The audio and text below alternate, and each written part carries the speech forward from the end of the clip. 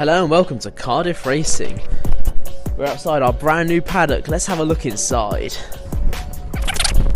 This is our paddock. Here is our 2024 car, CR20, dubbed SIA for the titanium side impact structures. You can kind of see back here on the bench our brand new car, CR21, yet to be named, in the middle of being manufactured, as well as plenty of people busy at work on a Friday afternoon. Every year, Cardiff Racing takes a team of volunteers to Silverstone to compete at Formula Student UK, and last year we also went to the Czech Republic where we competed as well. Here in the back of the paddock is where a lot of our electrical research goes on, as well as design of the car and other admin we need to do as a team. For the past 20 years, Cardiff Racing have been building combustion cars. However, at the start of the 25-26 academic year, we're going to be transitioning to fully electric, which will be a brand new challenge for the students at Cardiff University.